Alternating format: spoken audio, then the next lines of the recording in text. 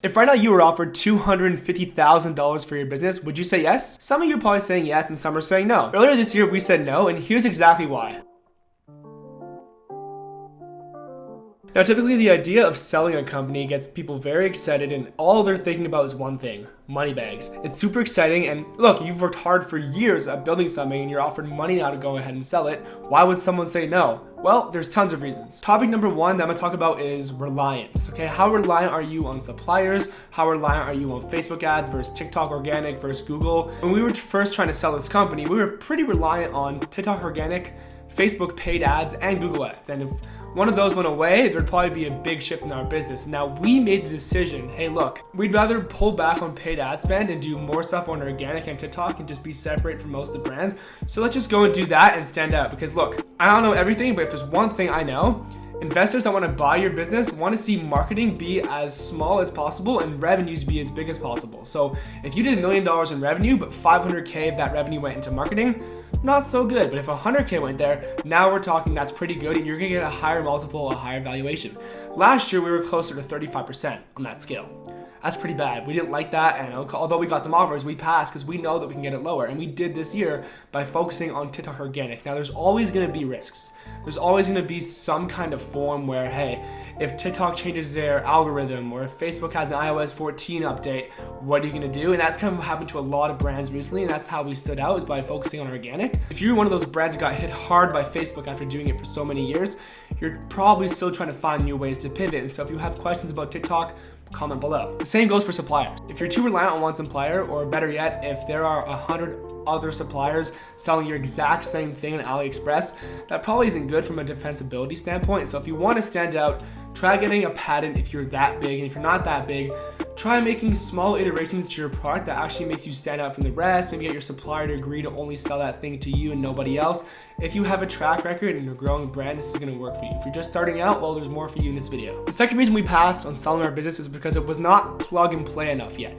We were still spending quite a fair amount of time every single week making creatives, managing staff, doing Zooms with all of our agencies and everything. No one wants to come in and buy a business that takes 30 to 40 hours in managing. They want it to be quick, simple, easy. They put in their money, you learn the strategies for a few months together, and then they're on their own. And that's exactly how we set it up now. So instead of having agency calls every single week and a bunch of other heap, we pulled back on staff, took everything in our own hands, and basically got it down to a point where it only takes about 2 hours a day of managing the business, whether that be doing email campaign, replenishing inventory, doing some TikTok organic, and that's pretty much it. So basically the bottom line here is that the reason we said no there is because too much time is being spent on getting X result, and now we're spending far less time with the business and still getting fairly good results and much higher profit margins because we're so reliant on organic and not paid ads like most brands. And that's why we're separate. Now, number three, I should have said this part first, but I'm saying it now. You need to have a game plan for retention. Now, that's a big word. Not many people hear it, I guess, in the dropshipping space, but retention basically means how many of your first-time customers are coming back and buying again. A lot of brands, including us last year, got very good and very skilled at running some kind of traffic, whether paid or organic, getting tons of first-time customers into the funnel and buying, but then what? What do you do? Now, for most people, they're kind of confused. They might send 1 or 2 emails and that's pretty much it. But you have to take that approach that big brands think with and say, look, if we can get as many customers as possible to follow us on our socials, subscribe to our SMS list, subscribe to our email list, and just stay in their heads forever, we're gonna be their top choice when it comes to shopping for XYZ. So if you sell candles, and every time a customer buys from your brand, you are incentivizing them whether through a discount or through some kind of money or through a free product to follow your socials, subscribe to SMS, and subscribe to email, you're gonna win. Because now instead of having to wake up every single day and figure out, what's the best direct response tactic here that can get someone to buy from me today, instead of taking that approach, you can kind of relax, not worry as much, and say, hey, instead of having to make $1 million in new customer revenue now, we can just go make 900K because we're gonna get 100K from our returning customers to come back.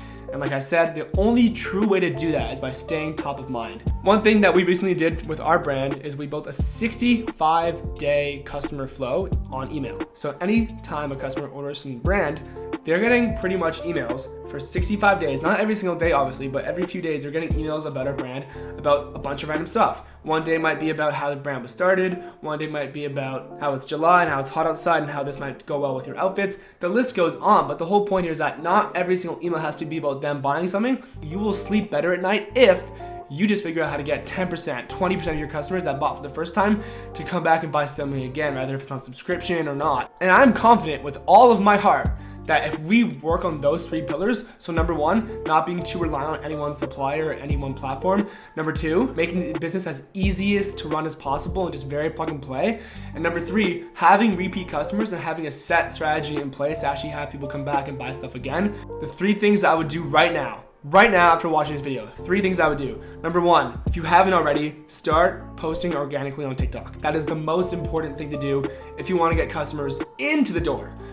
Number 2, always have a backup plan for suppliers. If one of them goes out of business, if your warehouse burns down, what are you gonna do? Order samples from other suppliers and just quality check them to make sure that if the case ever happens, you can go somewhere else. That obviously happens.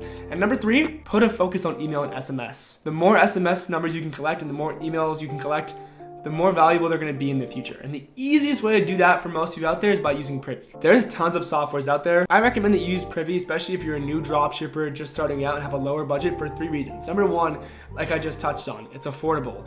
You're not going to be spending hundreds, if not thousands of dollars per month just to send emails from your Klaviyo account. Instead, prices are simple. There's 3 tiers. You can look at how much exactly it's going to cost you and you're in. It's much more cheaper. Number 2, it's just easier to use. Most dropshippers kind of have no idea how to set up all these advanced things, and so if you're like me early on in the days, especially with this brand I started, you go outsource that and you pay an agency tons of money to do things that you could have done for free pretty much easily, just like drag and drop on Privy. And so their in-platform services allow you to go in there and just basically choose certain conditions. You can drag yourself in there and say, hey, look, if someone ordered this item, I want to email them again after 3 days, then 5 days, then 10 days saying, hey, XYZ, XYZ.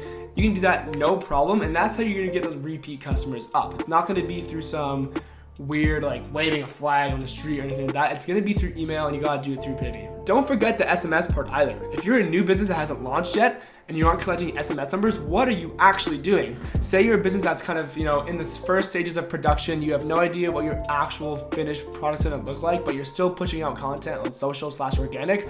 You have to be sending as many people as possible to some form of lead page on your website to fill out their information to stay in the loop. And if you're not doing that with email and SMS, you're missing out, because SMS is powerful. We didn't realize this till a few months ago, but sending just 1 or 2 or 3 text campaigns per month can drastically increase your revenue. And if you're doing any kind of drop or giveaway or monthly thing like that, you gotta collect those texts and then be able to sign into Privy right away and say boom, boom, boom, boom, launch, and hit all of them at once. That's just a no-brainer to me. And if you can even get 10% out of your 100% of customers who come back and buy again, you're in. Trust me when I say this, when I first started doing e-commerce, I used Privy. It's the most reviewed app on the Shopify App Store. And if you have any questions or concerns, they're gonna help you much more than some big kind of conglomerate software company that's more focused on the bigger brands. So guys, I'm gonna end it there. If you have any more questions, you know where we are.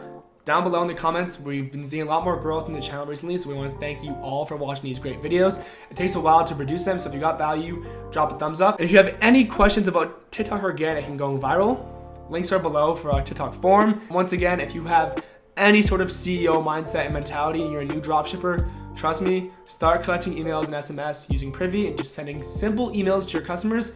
Watch how it turns out. You'll thank me later. And see you guys in the next video. Peace out.